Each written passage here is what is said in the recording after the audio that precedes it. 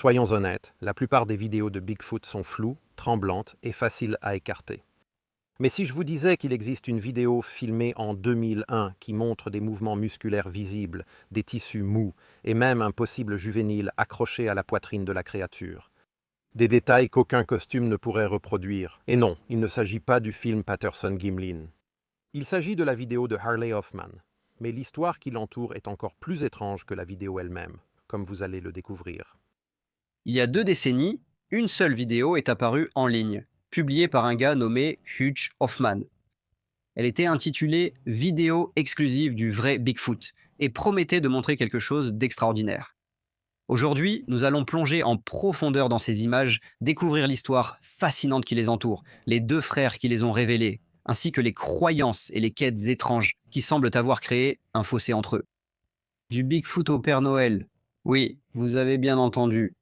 De l'émerveillement sauvage à la tragédie, voici l'histoire de Harley Hoffman et des images incroyables qu'il a capturées en 2001. Tourné dans ce que beaucoup considèrent comme la région accidentée du sud-ouest du Lower Mainland, en Colombie-Britannique, au Canada, ces images montrent un hominidé bipède vraiment massif. Il traverse une broussaille incroyablement dense, avec une fluidité et une puissance qui semblent inhumaines. Sa carrure musclée, ses jambes le propulsant en avant avec une force et une assurance indéniables. Ce n'est pas une promenade de santé. Alors, que savons-nous exactement sur cette vidéo mystérieuse? Eh bien, comme je l'ai dit, l'homme derrière la caméra était Harley Hoffman, et il a filmé ces images à un moment donné en 2001 quelque part dans l'arrière-pays de la Colombie-Britannique.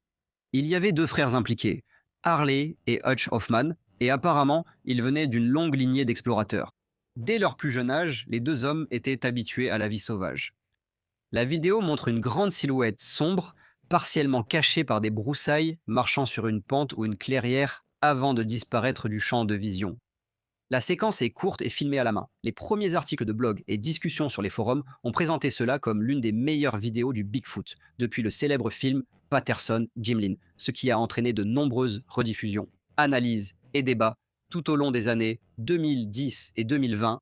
De nombreuses publications ultérieures et des versions soi-disant étendues ou de meilleure qualité ont circulé, mais aucun fichier brut, aucune image fixe, aucune donnée EXIF, ni même de carte de localisation du site n'ont jamais été publiés par le vidéaste.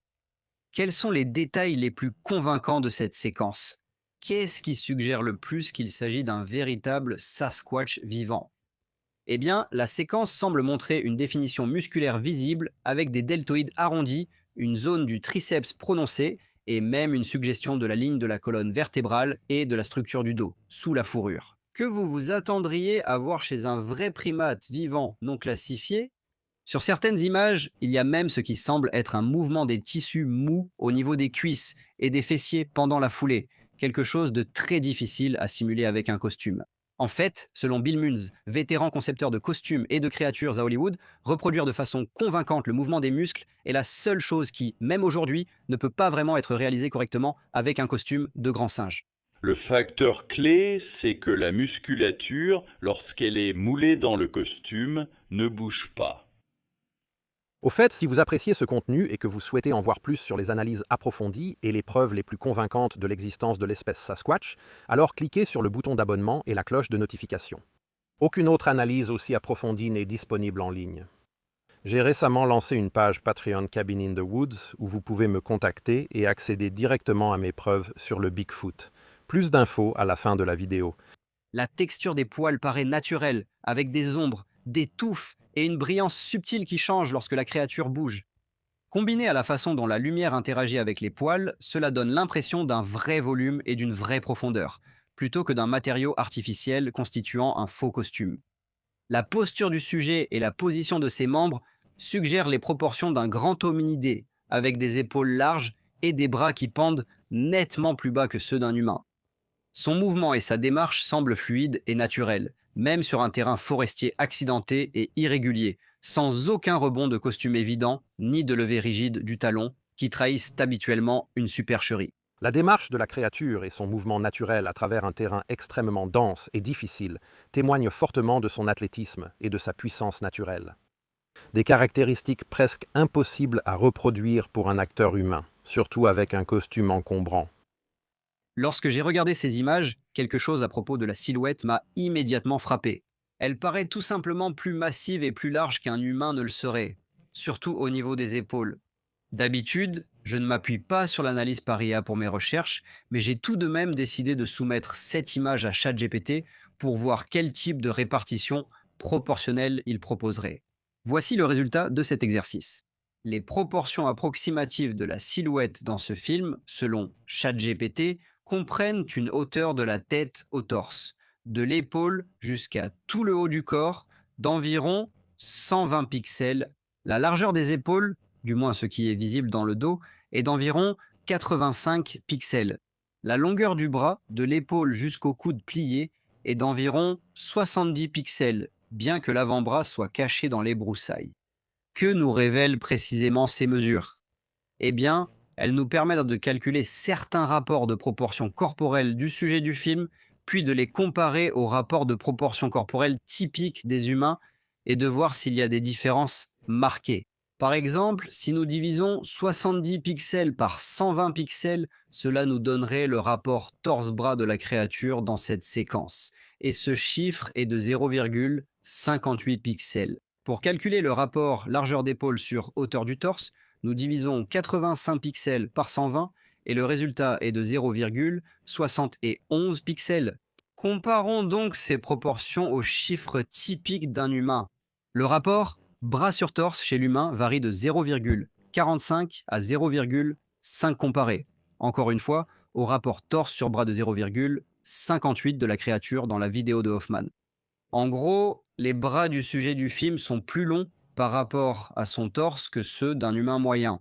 Maintenant, le rapport moyen largeur d'épaule sur taille chez l'humain est de 0,25 à 0,3 et cela est comparé au rapport largeur d'épaule sur hauteur du torse de 0,71 du sujet du film. C'est une différence énorme. La largeur des épaules par rapport à la hauteur du torse chez la créature de cette vidéo est plus de 2 fois supérieure aux valeurs humaines typiques. Donc, même en tenant compte de l'interférence des broussailles et du fait que l'avant-bras inférieur de cette créature est caché, ces chiffres penchent fortement vers des proportions supérieures à celles de l'humain. Les épaules s'étendent sur près des 3/4 de la hauteur du torse, ce qui est bien plus massif qu'une carrure humaine, et le haut du bras visible atteint déjà ou dépasse les moyennes humaines. Plus surprenant encore, une mesure complète de l'épaule au poignet de cette créature indiquerait sans doute une amplitude supérieure à ce que nous avons observé ici. Donc, en gros, même avec des mesures prudentes, cette ossature révèle une morphologie bien plus large et puissante que la moyenne humaine, de loin. Et cela correspond à ce que les témoins de Bigfoot décrivent souvent lorsqu'ils parlent des proportions du Sasquatch. Ces détails infimes et presque inconscients apportent une authenticité qu'il est difficile même pour le sceptique le plus déterminé de rejeter, du moins s'il fait preuve de logique et de rigueur. Mais la taille et les proportions ne sont pas les seuls détails anatomiques fascinants ici. Sur certaines images, des observateurs ont remarqué ce qui pourrait être une oreille ou une autre caractéristique anatomique, ce qui renforce considérablement le sentiment de réalisme. Il y a aussi le fait que, sur l'ensemble des images disponibles, il n'y a aucune couture, fermeture éclair ou trace de rembourrage visible, malgré le fort contraste entre la silhouette et l'arrière-plan qui devrait révéler de tels défauts s'ils étaient présents. Le caractère fascinant des images de Hoffman réside non seulement dans ce que nous pouvons voir, mais aussi dans les détails que nous ne pouvons pas voir. L'absence de couture discernable, la démarche fluide, les mouvements musculaires des tissus mous qui apparaissent de façon assez marquée, et le caractère apparemment non retouché des images capturées avec une simple caméra vidéo portable en 2001, tout cela indique un véritable sujet organique, pas un costume fabriqué. Mais aussi convaincant que soit ce clip, il y a encore des critiques virulents qui rejettent sa crédibilité et soulèvent de nombreuses questions sur les circonstances entourant la diffusion de ces images. Je ne me lancerais dans aucune expédition si je n'avais pas un fort pressentiment à ce sujet. La vraie question est, une fois qu'on l'aura trouvé, tu sais, qu'est-ce qu'on fait ensuite?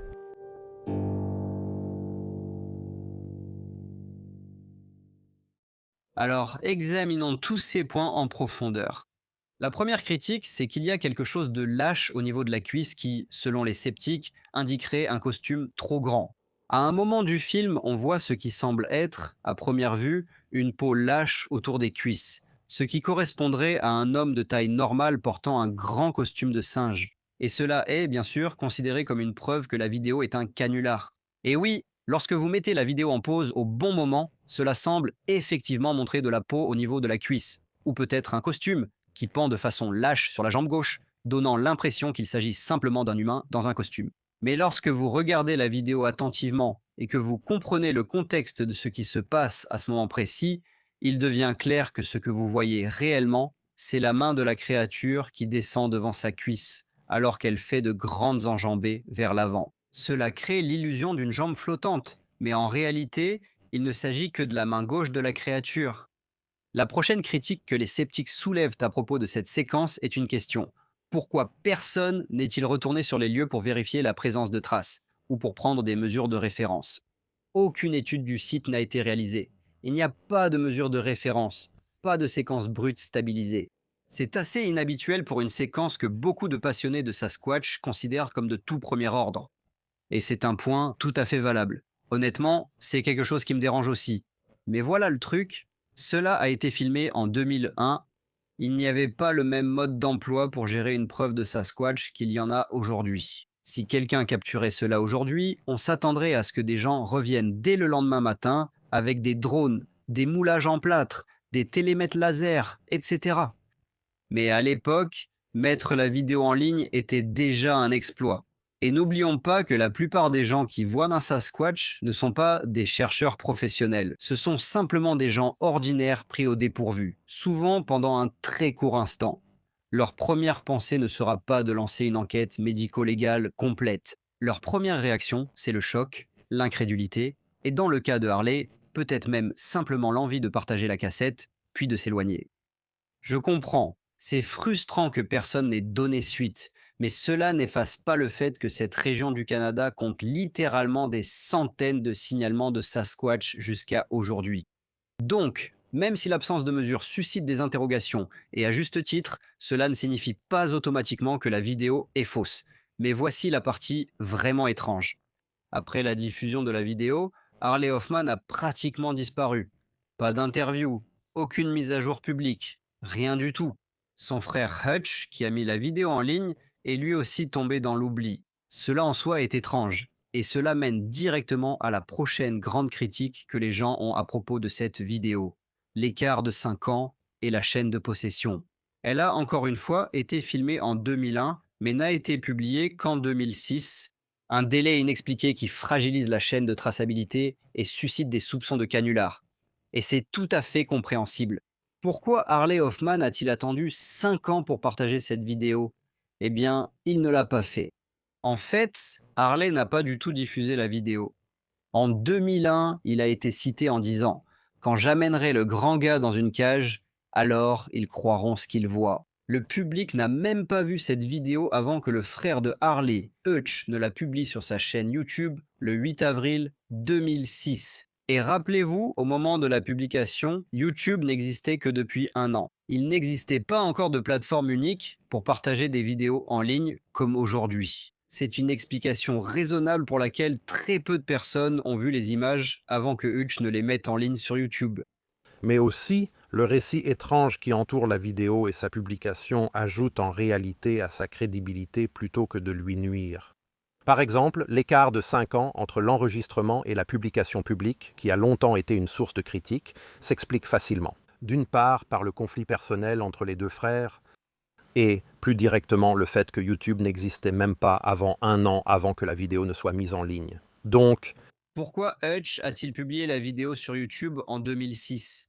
Le consensus général parmi ceux qui ont suivi l'histoire de près est que Hutch Hoffman a publié la vidéo en 2006 afin de promouvoir son propre projet personnel, dont nous parlerons bientôt.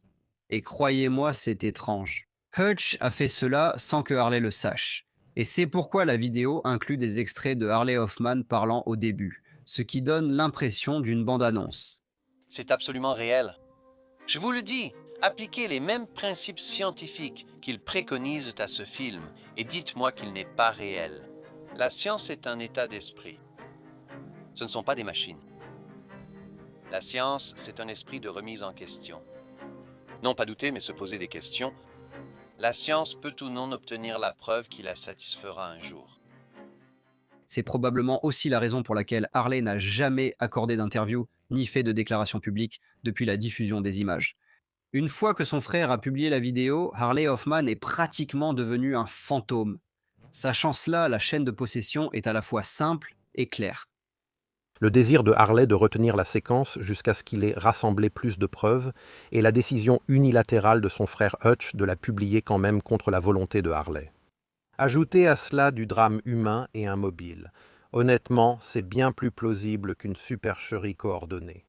Cela nous amène à une autre critique majeure de cette séquence soulevée par les sceptiques. Hugh Hoffman et ses activités parallèles. Pour raconter cette prochaine partie étrange de l'histoire, j'aimerais vous présenter mon très proche ami et collègue chercheur, Josh d'Australie. Josh n'est pas un simple passionné du Bigfoot, c'est un explorateur chevronné ayant parcouru à pied des milliers de kilomètres dans des territoires parmi les plus accidentés et isolés du monde. En plus de cela, c'est un chercheur incroyablement minutieux qui creuse extrêmement profondément pour découvrir la vérité et ne laisse aucune piste de côté. Josh m'aide ces derniers temps à faire des recherches sur ces vidéos, et franchement, je ne voudrais personne d'autre avec moi pour ce travail. Merci Robert. Je suis donc ici pour vous parler de Hutch Hoffman et de la recherche du Père Noël. Nous savons qu'en 2000, un Harley a capturé les images célèbres. Puis 5 ans plus tard, elles apparaissent sur la chaîne YouTube de Hutch, montée dans une bande-annonce avec un site web à la fin, searchforsanta.com. Ce site web est également la seule information sur la chaîne YouTube de Hutch. Malheureusement, ce site web n'existe plus aujourd'hui, mais nous avons des outils comme l'Internet Archive, la Wayback Machine, et nous pouvons consulter les anciens enregistrements de noms de domaine pour éclaircir un peu plus la situation qu'auparavant. Grâce à cela, j'ai trouvé et regardé une copie complète du documentaire À la recherche du Père Noël. C'est incroyable, je mettrai un lien en description. Le film suit Hutch alors qu'il dirige une équipe d'expéditionnaires composée de scientifiques, de chercheurs et de closologues vers le pôle nord magnétique pour trouver l'atelier du Père Noël. Motivé par un ancien traîneau découvert lors de fouilles archéologiques dans le désert, l'équipe fait face à des problèmes d'équipement qu'elle attribue au périmètre défensif du Père Noël. Ils croisent des rennes trop légers pour laisser des traces dans la neige et montrent une photo censée prouver que le Père Noël livre ses cadeaux à la vitesse de la lumière pour Noël. C'est une aventure folle. J'ai essayé de contacter le réalisateur du documentaire ainsi que plusieurs autres personnes créditées dans le film, mais je n'ai encore reçu de réponse de la part d'aucun d'entre eux. Donc, c'est ici que nous devons combler nous-mêmes quelques vides et aborder la question principale concernant le film sur la recherche du Père Noël. Est-ce que c'est réel ou est-ce un documentaire? Sans parler à Hutch ou à l'équipe, on ne peut pas le savoir avec certitude. On peut dire sans risque que la recherche du Père Noël par Hutch Hoffman est un faux documentaire comique. C'est l'impression donnée, ils admettent vaguement dans le générique de fin que c'était inventé. Cela me laisse 2 questions qui méritent vraiment une réponse. La première est, pourquoi Hutch a-t-il utilisé les images du Bigfoot de Harley dans sa bande-annonce pour le faux documentaire À la recherche du Père Noël? Et l'autre question est, qu'est-il arrivé à Hutch et Harley après la sortie du film? Ils ont disparu, tous les deux. Patis. Avant d'aller plus loin, je précise que ce que je vais partager n'est qu'une intuition. Gardez-le en tête. Je crois que Harley Hoffman et Hutch Hoffman sont la même personne. Ce ne sont pas des jumeaux. Ils ne font qu'un. Harley Hoffman a filmé un Bigfoot en 2001 et ne savait pas quoi faire de la vidéo. Les preuves en ligne suggèrent qu'il a passé beaucoup de temps à essayer de capturer un Bigfoot pour prouver à tout le monde que ce qu'il avait filmé était réel. Il semble également vrai que 5 ans plus tard, il a travaillé sur et produit un faux documentaire intitulé À la recherche du Père Noël et a développé un alter ego qu'il a appelé Hutch. Donc, la dernière question que nous devons nous poser est la suivante. Le fait qu'il ait réalisé un faux documentaire sur le Père Noël discrédite-t-il les images qu'il a capturées en 2001? Eh bien, non, je ne le pense pas. Comme nous l'avons souligné, cela ressemble à une vraie créature. Ça ne bouge pas comme une personne dans un costume. Et c'est notre conviction, encore une fois, non pas basée sur des preuves, mais plutôt sur un ensemble de données. Cela semble dresser ce tableau. Que Harley Hoffman a vu Bigfoot en 2001 et a passé beaucoup de temps à essayer de le capturer pour prouver qu'il est réel. Et puis, 5 ans plus tard, il a décidé de faire un faux documentaire sur le Père Noël. Merci Josh. Passons maintenant à mes réflexions finales sur cette séquence vidéo extrêmement intrigante. Cette histoire en coulisses, aussi étrange que vérifiée, fournit une explication simple mais puissante au parcours inhabituel de cette vidéo jusqu'au public. Et ce faisant, cela renforce sa légitimité. C'est en tout cas ma conclusion. Partagez votre avis en commentaire. Ces images vous semblent-elles authentiques ou restez-vous sceptique? Dans tous les cas, j'aimerais beaucoup connaître votre avis. Si vous avez apprécié cette vidéo, merci de mettre un j'aime, de la partager avec votre famille et vos amis, et de vous abonner à Cabin in the Woods pour plus de contenu approfondi sur le Sasquatch. Je vous remercie d'avoir regardé et je vous retrouve dans la prochaine vidéo. Si vous souhaitez participer à ma quête de vérité sur le Bigfoot et non plus seulement observer, j'ai lancé une initiative spéciale pour vous rejoindre dans mes recherches. Mon nouveau Patreon est en ligne et fonctionne comme une équipe de recherche. Vous pouvez vous inscrire gratuitement et avoir quand même accès à des photos des coulisses et à des sondages occasionnels. Ces contenus sont ouverts à tous. Pour aller plus loin, inscrivez-vous comme soutien à la recherche. Pour 5 € par mois, vous aurez un accès anticipé à toutes mes vidéos sans publicité, des photos exclusives des coulisses et des sondages exclusifs. Au niveau de participants à la recherche, 10 $ par mois vous donneront tout cela, plus des vidéos des coulisses, 10% de réduction sur tous les produits exclusifs, Cabin in the Woods, des interviews complètes et prolongées, ainsi qu'un pouvoir de vote pour les prochains projets vidéo. Pour célébrer le lancement, les 100 premiers membres à s'inscrire bénéficieront de 20% de réduction sur leur premier achat de produits exclusifs Cabin in the Woods. Cela s'ajoute au prix déjà réduit actuellement en boutique. Ces réductions valent même plus que le niveau d'abonnement payant le plus élevé. C'est la meilleure façon de soutenir ce travail, de vous rapprocher d'une véritable enquête sur le Bigfoot et de m'aider à continuer à chercher des réponses. Tous les liens sont dans la description. J'espère vous retrouver parmi nous.